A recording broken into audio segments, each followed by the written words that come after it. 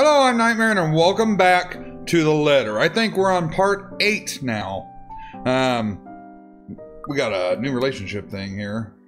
Well, it lied. Oh, did Rebecca drop? Oh, she did. Yikes, that's not good. Okay. So Rose told us we should do something with the money and not send all of it to our family, which, you know, we're going to send it to our family because that's important to us. So we were going to take Becca to lunch, I believe. I believe that's who we're taking to lunch. So yeah, let's get into it. Quaint, a little old-fashioned, though looks a wee bit out of place amidst the city's tall buildings, but we love it the same. Much like its facade, the interior carries an antiquated charm to it. Vintage art pieces and a row of shelves boasting an extensive collection of books cover the walls. It would have been nice to hang out here for hours on end, but even on a weekend, the place is still packed with people. Thankfully, Becca and Zach have already found seats and are engaged in some casual chatter when I arrive. So yeah, it is Becca and Zach. It's strange seeing the two of them without Ash accompanying the other. They've never been particularly close. Sure, they talk when they meet, laugh at the same things when there's something funny, but there's distance, the kind born purely out of differing interests. That or Zach's simply afraid of Becca, which could be because we're kind of afraid of Becca. It's not impossible, and I won't blame him if he is.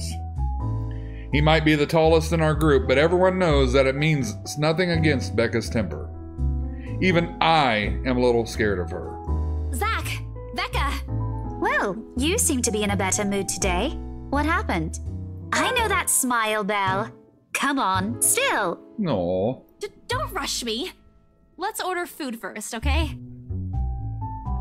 A waitress comes by to take our order. On a normal day, me and Becca will order a hearty serving of their special vegetarian stovies. Zach takes anything with a good helping of meat, sausage, or potatoes in it. But today's a good day. Great, even. It's not wrong to indulge a little, right? Today's special. For the three of us. We ordered for everybody. Did you see that? I'm sure Zach would have loved to have ordered for himself. Even the person jotting down our order looks surprised at today's meal choice. She writes it nevertheless and leaves without a comment. Becca furrows her eyebrows, her mouth halfway open, ready to let loose what is likely a string of reprimands. Don't worry. It's my treat. The glare she sends my way reminds me of the one I received from Mama when I punched a kid bullying my younger brother 18 years ago. Naturally, I never did it again after she made me apologize the next day. But Becca's far from being my mom. A small sheepish grin is enough to turn that frown into a defeated sigh. Food arrives in the middle of a funny story from Zach, putting the rest of the conversation on hold as we are each served our order. It isn't anything fancy. Pan-roasted sea bass with citrus-dressed asparagus and a portion of mashed potatoes on the side, or at least that's what the daily special board says. There's nothing fancy about that? Really, Isabella? Really? That looks pretty damn fancy to me. I never did pay any attention to it whenever I come here, since they price whatever's written way above what I'm willing to spend on food in a single day. Oh, good. I'm so hungry, I think I'm dying. You're always hungry. Hey! Not all the time. I am. Let me guess. So I've got you this skipped breakfast again. lovely, lovely physique of mine. Not on purpose. I may have overslept by a few seconds today. Right then. Stop stalling, Isabella. What's this about? Let us say, Rebecca. She wouldn't be inviting us out if it wasn't worth hearing out. Well, we're waiting. I'm treating you guys to a once-in-a-century thing. An expectant grin breaks out of my face, except... I'm sorry, say that again. And this is important because... Becca only raises an eyebrow at me, while Zach appears like he didn't get the punchline to another lame joke Ash made, and is desperately searching for someone to explain it. Oh, bummer. Maybe I should rephrase it? I think if I said this, it would offend Becca, maybe. And we've already lost some relationship points with her, according to this. So let's say my instant noodle days are over. Okay, let me do that again. Oh. See, that was a good choice. Guess what, guys? I'm paying! I sold the house! As the news sinks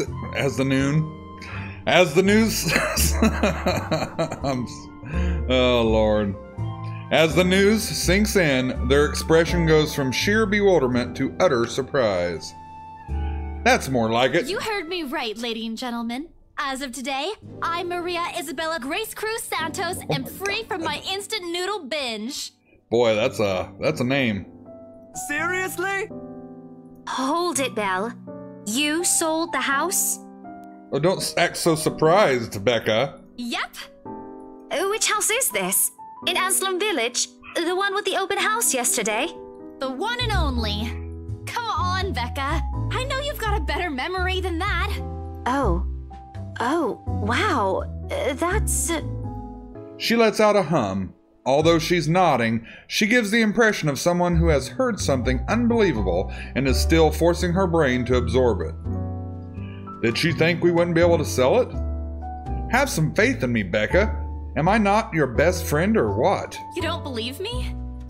I've been trying to avoid bringing up yesterday's little spat, and judging from the looks on their faces, it seems they are too.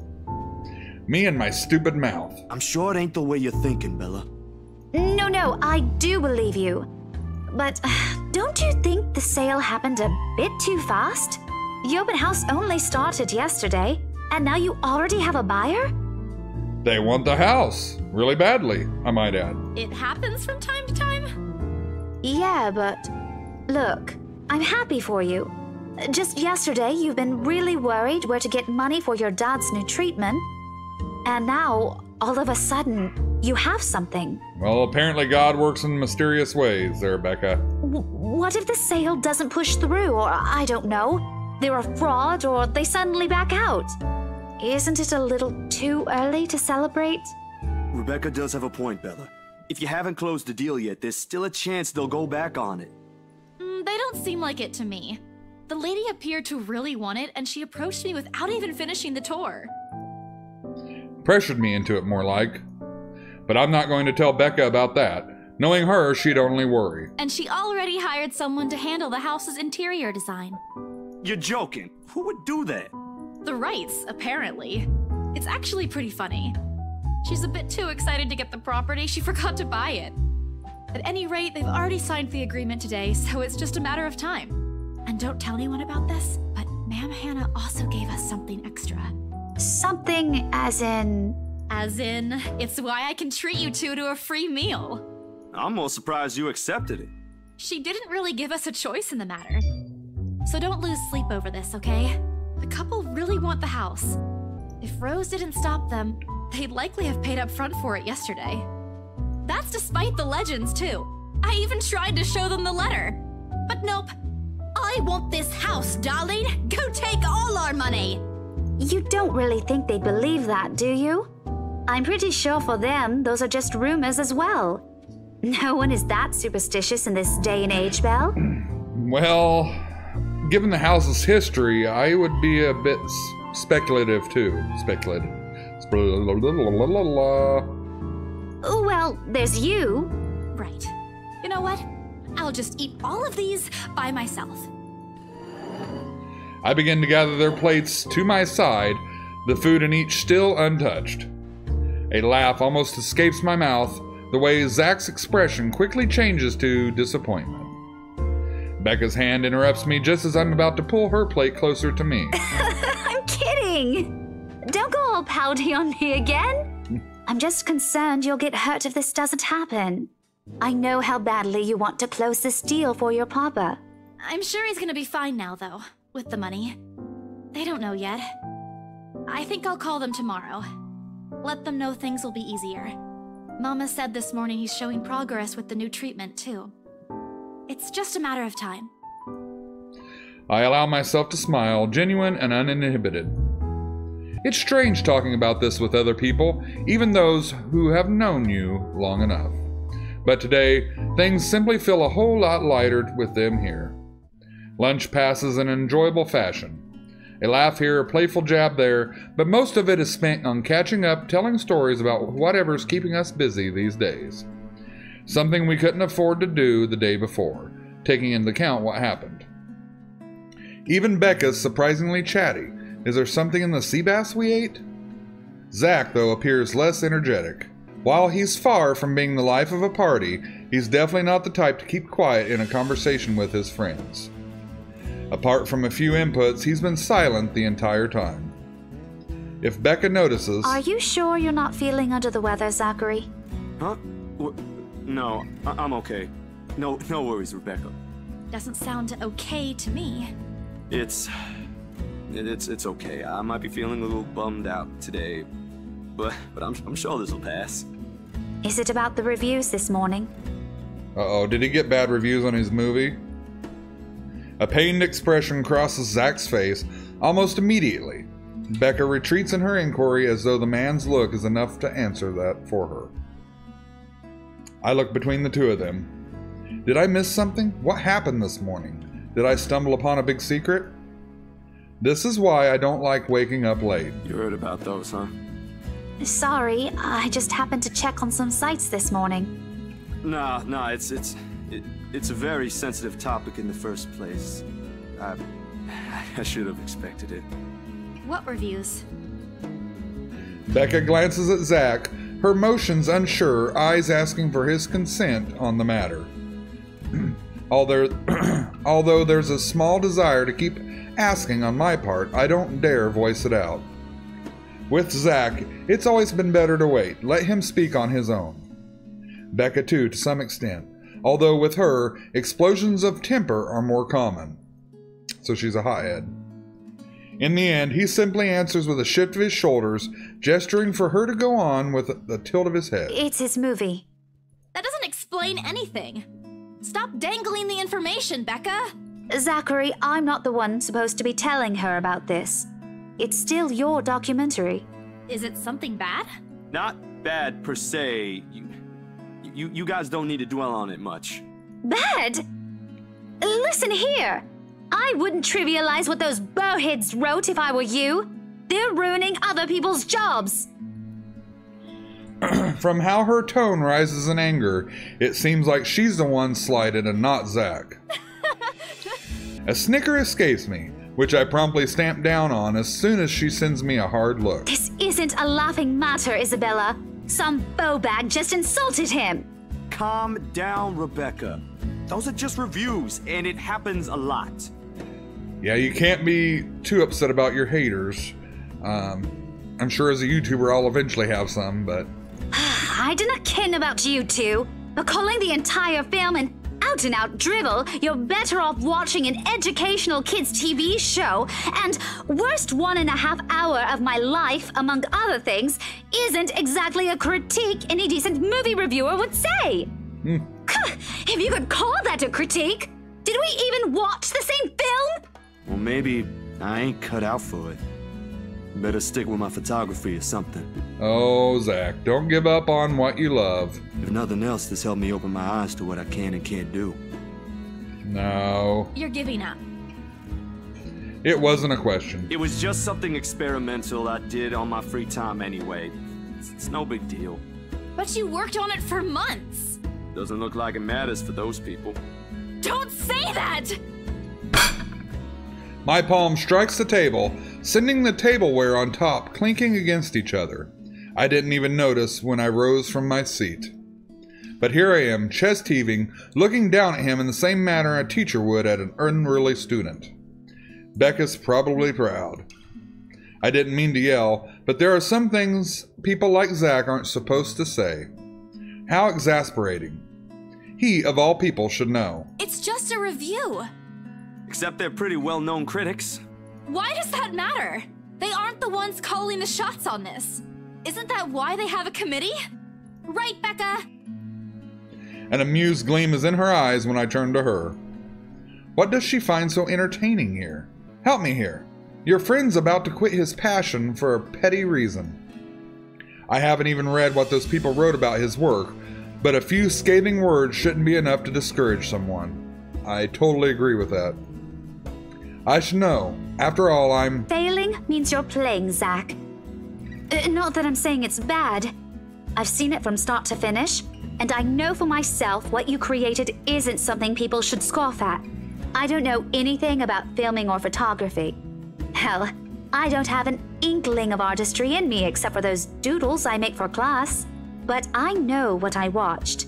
Look at Isabella. It's not every day you see her all riled up like this. Whatever I'm about to say gets lost in my tongue as a flush of embarrassment blooms across my face. It was a heat of the moment thing. And anyway, I'll be very angry with you if you quit. Me too, Zach. What about the exhibit? What exhibit? Classified information. Even if I bring you your favorite tonight? Nope, not a chance. Oh, come on! I thought we aren't supposed to have secrets. Thanks, you two. I might need some time alone to myself for a while. Just to think about things, how I'll go from here, that sort of stuff. Oh, Zach. Being alone is often a bad decision when you're like this. Hey, I'm not quitting, Bella. Don't give me that face. There's no face at all. Only a poor imitation of puppy dog eyes, if you could call this one. You promise? I'll be damned if I break any promise I make to you guys. Good boy, Zach. Besides, you're right. It's too early to say anything right now. What's night ain't for another week. That's right. And that's all the answer I need from him. As sentimental as it sounds, there's fulfillment in knowing another person you know won't take the same path you've walked. It's not like it's over for me, though. I still have time. I could still come back. Do my own thing, do what I really want to do. Surely, once Papa recovers, once I'm done with everything. Inside my bag, my phone buzzes unexpectedly, breaking the pleasant afternoon lull.